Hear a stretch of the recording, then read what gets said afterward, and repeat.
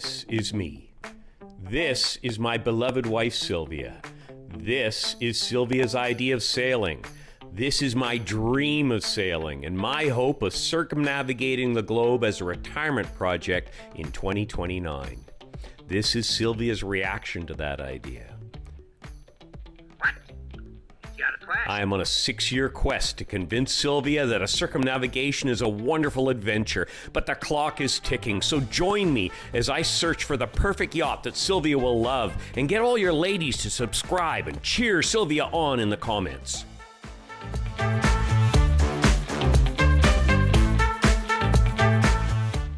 Welcome back to Naval Gazing at Camp David. This week and for the following 4 weeks, we will be doing something a little different. Many of you have asked if, after touring so many yachts, I have settled on anything that would make Sylvia happy yet.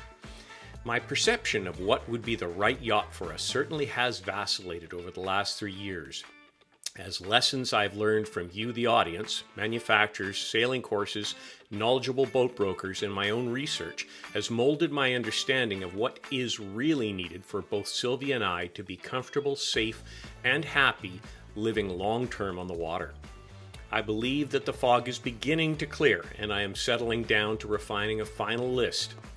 Although, as you will soon see, I still have a way to go. Here are the general parameters. As with many of us, price must be the first filter. In my case, with a few rare exceptions, this means that I will be looking at pre-owned yachts. My current target is no more than $1 million, including refit and outfitting. For refit budget, I'm looking for $250,000 for boats more than 10 years old, $150,000 for 5 to 10 years old, and $50,000 for 2 to 5 years old. For a depreciation budget, I'm estimating 10% a year for the first 3 years and 5% per year for the next 7 years, with little change after 10 years old. I'm also factoring in the fact that I won't be buying this for a set number of years, 5, 10 years, so I factored in the depreciation there as well. My preference is for a catamaran, and I would favor dagger boards for better upwind performance and a KSP of 70% or better. Pure vinyl ester over a foam core is my desired hull construction, and a shaft drive would win the day on propulsion. I would prefer not to have a flybridge helm, leaning rather to a mid-bulkhead or outboard aft helms with twin helms, a strong plus factor. Regardless, there must be a clear and unobstructed view of the sails, with or without adjustment of the great wheel from that helm, i.e. the Versa helm. A heavy preference will be given to power furling main and foresails, and all winches must be power. Finally, 2 to 3-sided access owner's berths are favored, and the interior spaces must be elegant with an emphasis on natural wood veneers and as little exposed fiberglass as possible. With all this in mind, I've come up with the first draft of the Dave list, and it consists of 19 yachts stretching from the early 2000s to a couple that have yet to launch hull number 1. If I won the lottery, there would be several boats added, such as Privilege, Balance, Neil, Outremer, Explo Cat, and Kinetic. If the budget gets trimmed, I'd be adding several earlier model hulls, such as Oyster 485, Contest 50, Jeanneau 57, and the Beneteau 55 and 60. But for now, this is the top 19 on the Dave list. We will look at 4 yachts a week until the last week of the series, where we will be examining the top 3. This week, we'll be looking at number 19, 18, 17, and 16, all of whom scored the same, but for different reasons. In the end, the tiebreaker was the KSP number as a final nod to sailing performance. Stay to the end to see the final scoreboard and how I scored them. The boats, in no particular order, are the Fountaine Pajot Eleuthera 60 from the late 2000s, and if I've mispronounced that, forgive me. The Nautitech 542 or 1 from the early 2010s, the Lagoon 50 from the late 2010s, and the Fountaine Pajot Selina 48 Evolution from the early 2010s. having a look at the profiles here, they're all really quite handsome. You know, even Lagoon 50 is a good looking vessel from the side. The older models surprisingly hold a relatively timeless elegance to them. The Fountaine Pajot 60 there really is an attractive boat with its oval hull ports and its round hatches. It really looks very sleek, and I mean, again, other than the bow, you'd be hard pressed to tell what year it was.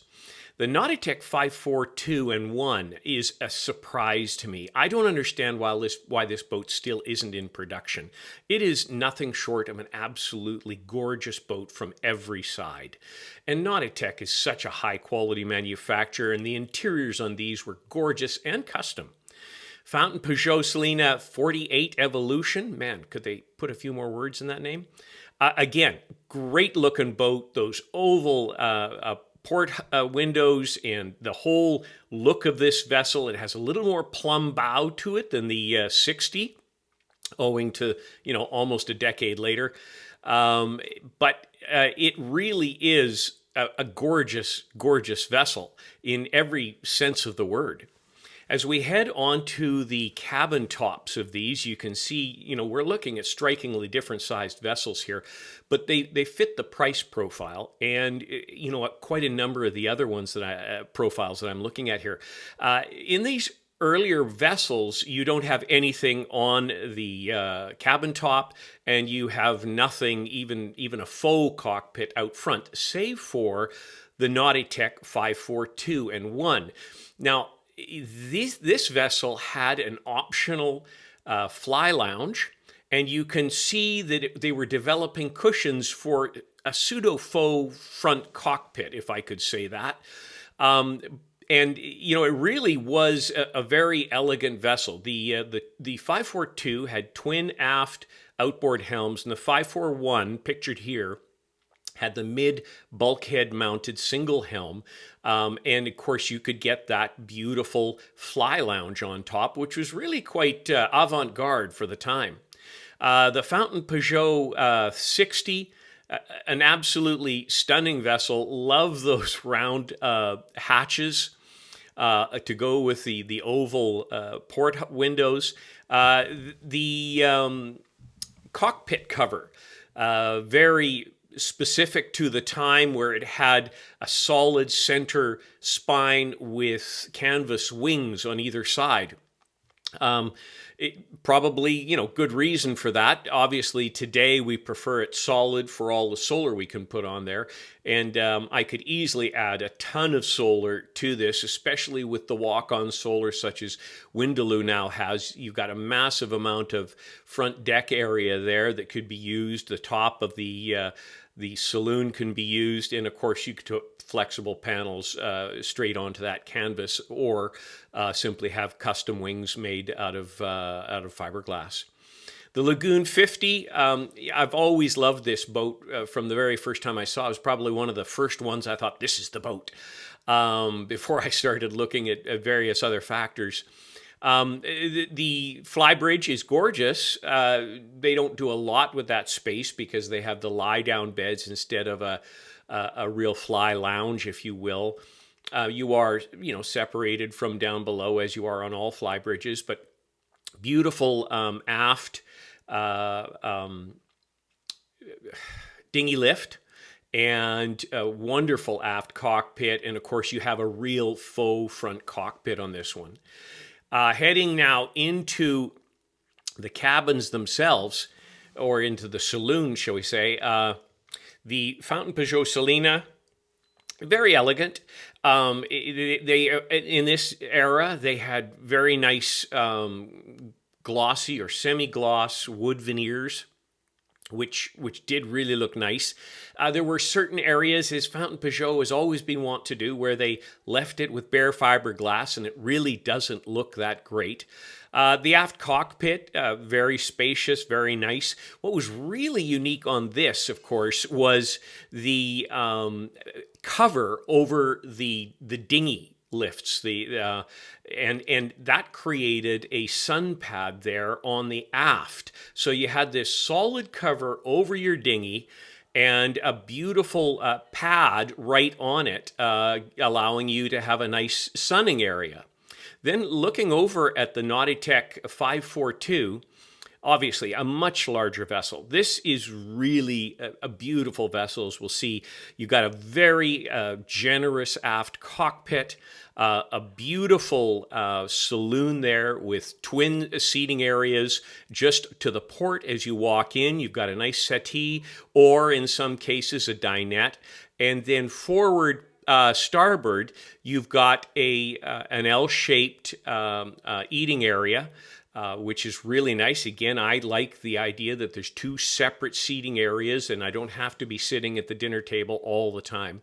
Really nice galley that gives you good areas to bolster against, and a very nice front-facing cockpit.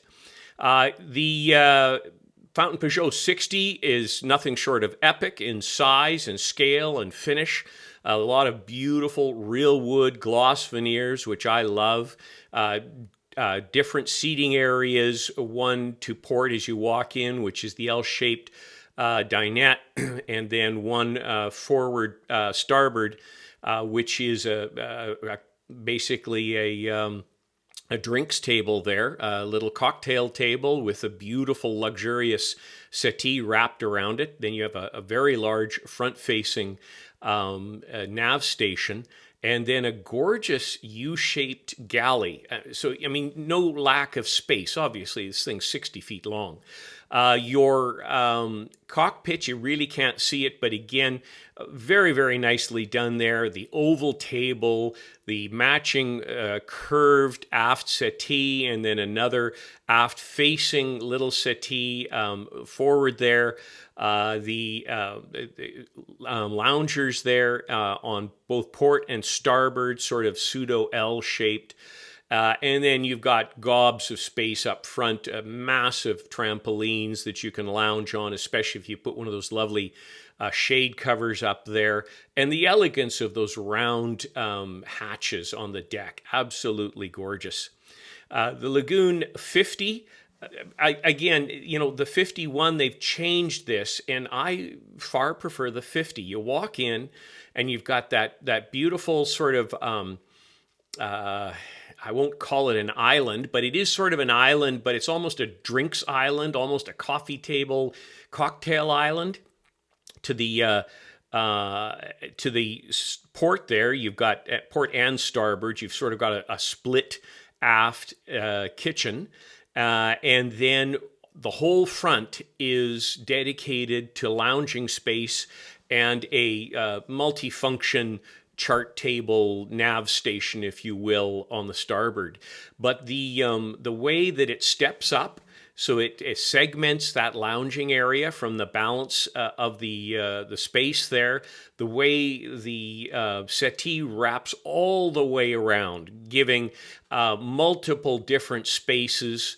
You've got that really ingenious coffee table / dinette table that will slide forward or back against the center island, or in this case, you're looking at the fixed dinner table off to the port, but leaving the starboard as a full empty lounging space. I really do like that. Of course, their cockpit is gorgeous and elegant, and they've got the dinghy lift there in the aft that gives you extra space for diving or whatever when your dinghy's off and about. Now, heading into the accommodations. So the Fountaine Pajot Selena 48, it has four aft main berths. And you can see on the starboard hull there, you have the whole hull to the owner. But the thing about Fountaine Pajot is in their fore aft berths, they give ample room on either side, giving good access up and down the sides there. I would feel happy with those berths. They're not a butt scoot berth. And then it goes again, you've got your forward guest suite or cabin on the port hull there. With a little bit of a different angular setting to the bed itself. And you've got dedicated heads for both guests. The Nautitech 542, really nice. Again, it has a fore-aft bed for the owner and with lots of space around it. So it truly is a three-side access, but it's fore-aft.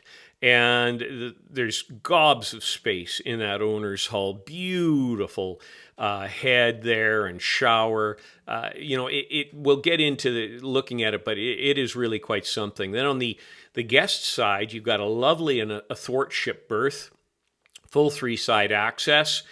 You've also got options for crew quarters in the forepeaks there, or just leave them as significant storage, or in Sylvia's case, a walk-in closet.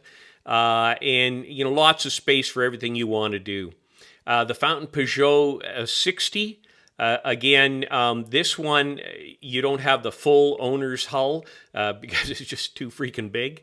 But you got lots of space in your owner's compartment, and it's extremely elegant the way it's done. Lots of space for your guests, lots of storage in the forepeaks. Again, a 60-foot footprint. You've got lots to do there. The Lagoon 50, fore-aft berths. The owner's side, you do have good space on either side to get upside, so it is a three-side access. And a very, very elegant owner's hull. You've got a beautiful little settee. I know people argue that they're pointless, but it adds to the elegance and the aesthetic. Lovely makeup table and a very generous owner's head. On the port side, you've got, in this configuration, 2 cabins, very generous sized cabins, their own heads. And I forgot to mention, of course, in the owner's hull on the Lagoon 50, you have a walk-in closet there, which is really very cool. Okay, getting into the numbers now. So looking at these then, the top line, I'm not going to go into it because it varies so much based on the age of the boat and how I've calculated in the depreciation and blah, blah, blah, blah, blah. But you'll see they're somewhere between, sort of, the sail-aways, you'll see indicate sort of the depreciated value, and know that the target is sort of on the older boats, $750,000 price with a $250,000 refit outfit budget, and then it varies in those variables, but the bottom line is a target of $1 million when all is said and done. Looking across the overall lengths, of course, these are very different vessels. I'm not trying to compare the same vessels here. I'm looking to compare vessels that would meet my criteria. And the longest here, of course, is the Fountaine Pajot 60 at 59.9. Then you've got the Nautitech 542 at 53.48. Then you've got the Lagoon at 48.39 and the Fountaine Pajot Selina 48 at 46.9, 47 feet. The draft on these, if you look across here, the lowest draft is the Fountaine Pajot Selina 48, at a very shallow 1.1 meters or 3.6 feet. From there, it's the Lagoon 50 at 1.4 meters or 4.59 feet, 4.6 feet.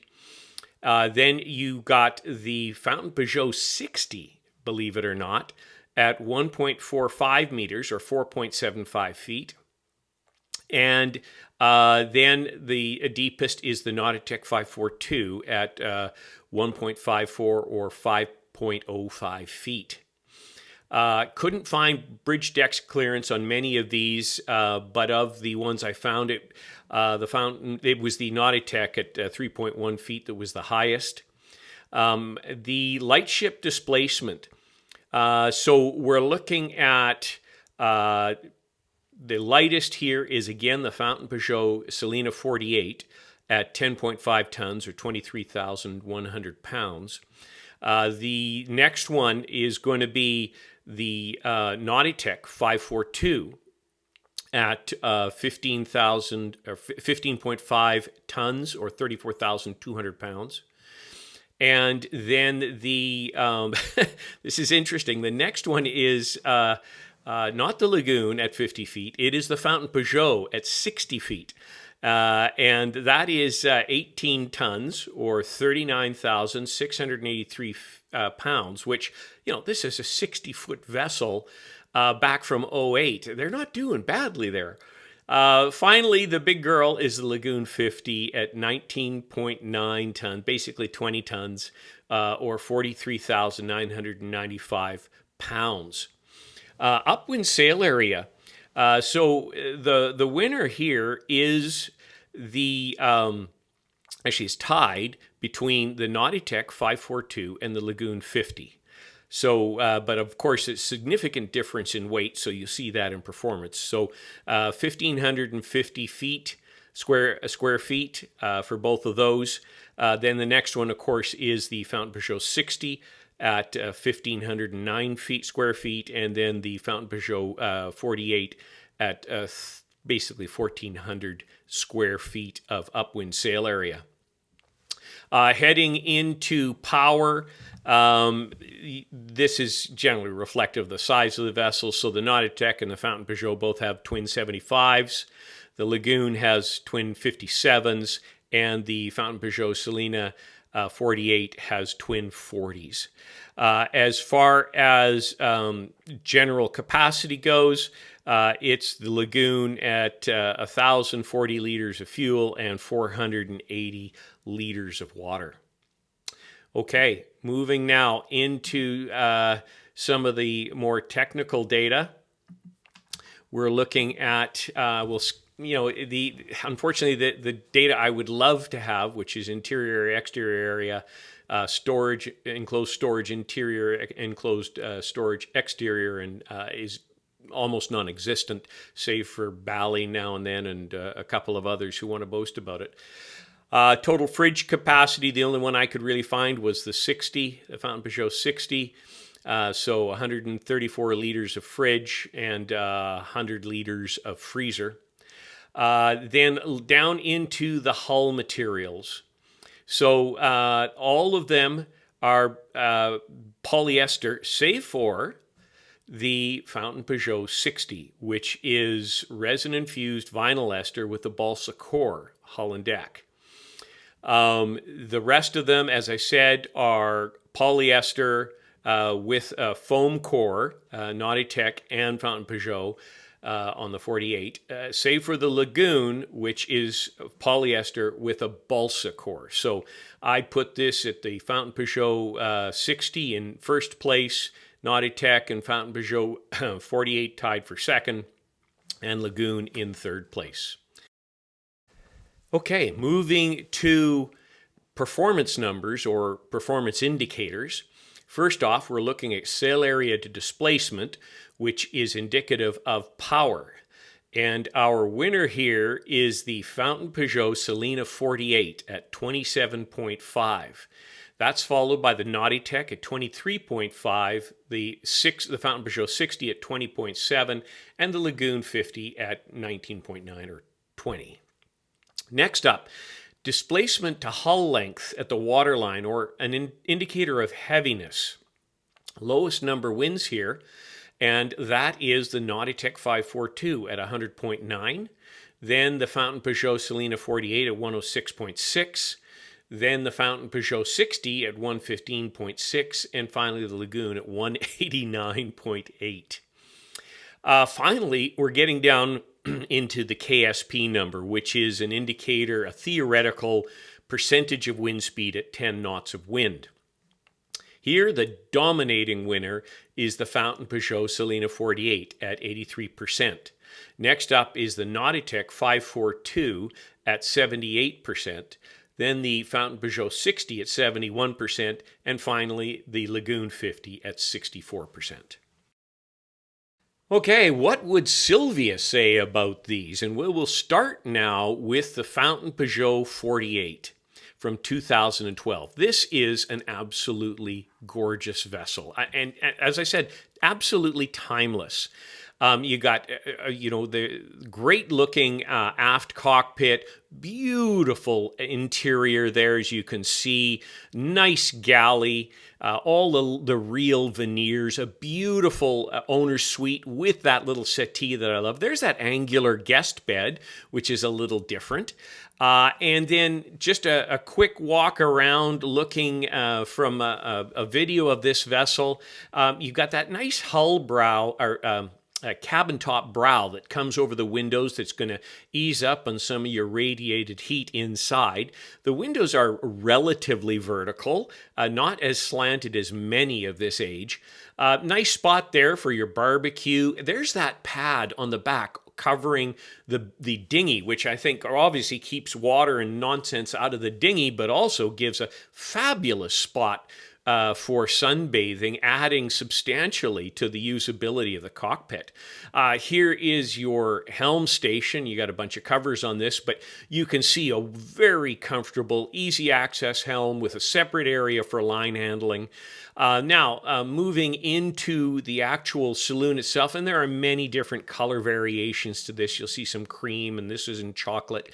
But you have that nice settee there that you've got your eating area, lots of space around there, beautiful forward-facing nav station, great storage up front to starboard, and a really nice U-shaped galley. And again, here's the owner's hull. I love that settee there. It just adds a touch of elegance, and you can see the amount of space you have around that bed for access. Really good looking head here. Really, there's nothing that dates this vessel. It is a really good looking boat.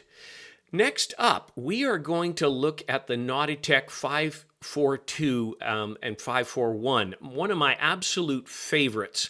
This is, here's that upper sun deck area that we talked about that's an option. Look at the size of your cockpit there. And as you walk in, there's the configuration with a little dinette. And looking across, there's your other L-shaped settee. You can see it there. There's your galley, very nice U-shaped galley. Here is your owner's hull. Again, beautiful settee there. Here's a guest hull, the athwartship one. And then doing a little video walkthrough, you can see again this beautiful cockpit. Again, the ceilings all beautifully finished.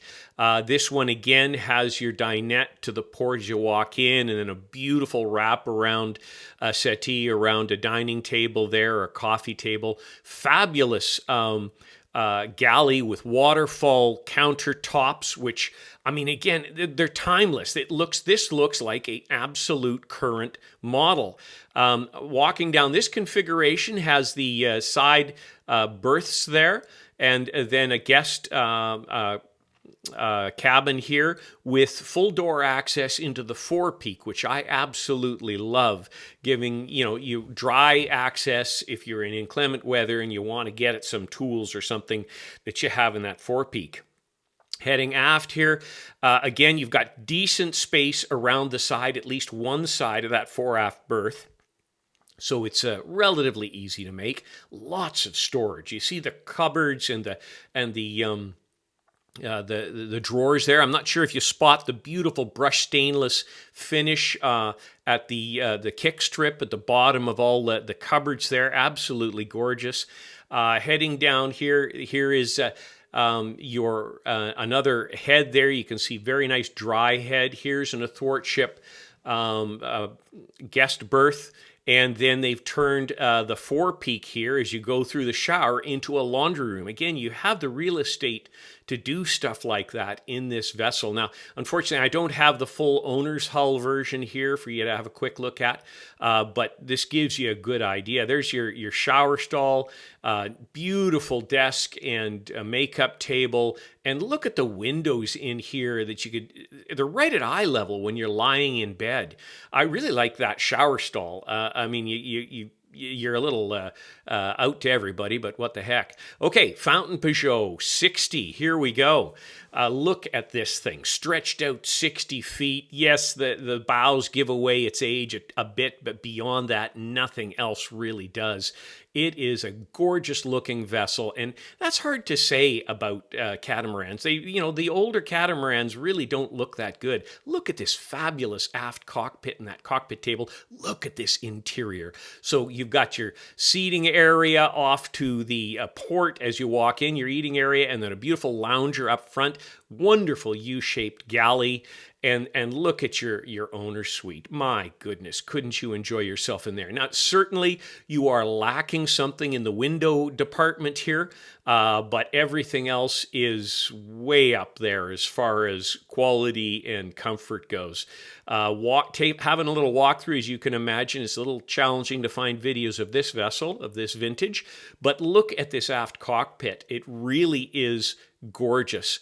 Heading into the owner's hull here, again, I really have an affinity to the glossy real wood varnish, and here they've got almost a suede type material on the walls. Last but not least, the Lagoon 50 2018. Looking at this vessel, this was my dream boat when I first started looking at these. I love the angles of it. I like the idea of a flybridge, other than I can't communicate with Sylvia. The aft cockpit is so comfortable. Here's the flybridge. I mean, those pop-up seats certainly have their place, but there is what I'm talking about, what I love. That forward wraparound settee. I love the veneers that they're using in here. And then this owner's hull is nothing short of spectacular. Having a look at a video of this, again, you can see how much space and how comfortable. There's that interesting table. It goes back and forward on a swing setup. And then you've got your TV in that center area, a little sort of nav desk there. But this owner's suite is nothing short of gorgeous. Here's that walk-in closet, a beautiful head area, and all of their Corian, and they've got twin sinks in there, I might add. The Corian has a little marble-esque element to it, nothing overdone, just totally elegant, and they use it to such a fine degree throughout the vessel. But I mean, how could you not love sitting up here and managing your vessel from up there? And then you've got the faux front cockpit. Of course, we're getting into the late 2010s. And that shows there. Okay, what is the Dave score? How did I come up with this? Well, looking at this here, you can see how I actually did it and how they ended up scoring. So I used different criteria than I do on the normal Dave score. Interior living, exterior living. We're talking quality of life, enjoyment, elegance, all that good stuff. Light airs performance, upwind performance, helm position, and general quality. So if you're looking across here, you can see now that the Fountaine Pajot Selena 48 came out on top.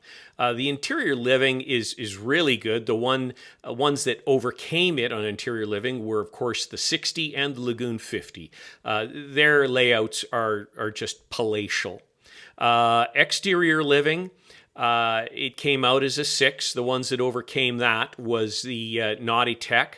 And then a couple of points up was the Lagoon 50, because you've got that faux front cockpit, you've got the fly bridge, all that good stuff. Hard to beat that on quality of life.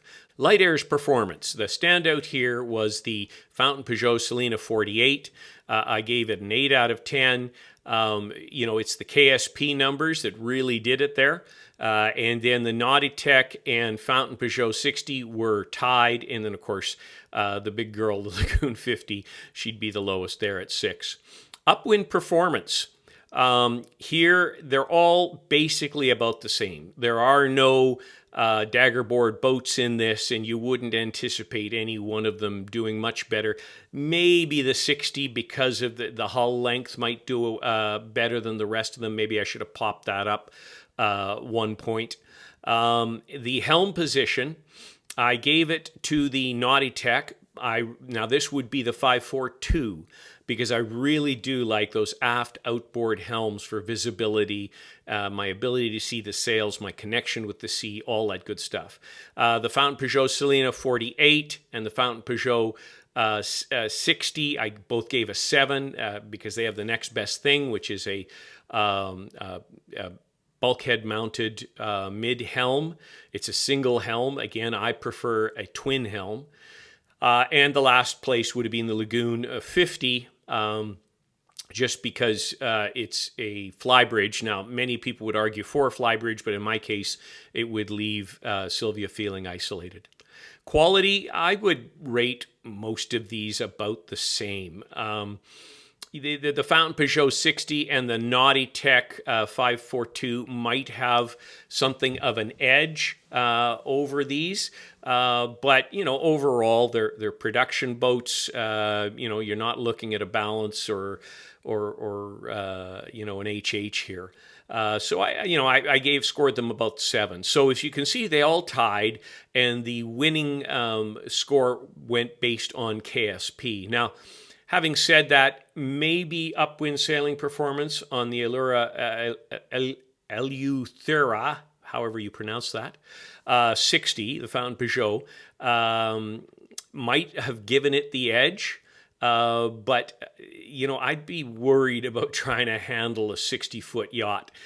So that would take it down again. So I think that the overall winner here is going to be the Fountaine Pajot Selena 48, with my Nautitech 542 right there with her.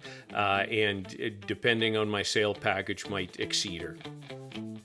Well, that's our session today. I hope you enjoyed the countdown for the count up, 19, 18, 17, and 16. I'm dying to hear your thoughts on these ratings, your thoughts on these vessels. Please do some active commentary in the comment section below. I've learned so much from my audience, and I'm dying to hear your thoughts on these boats, which we really haven't looked at before simply because they're older vessels. Thanks so much. We'll see you next week. Cheers.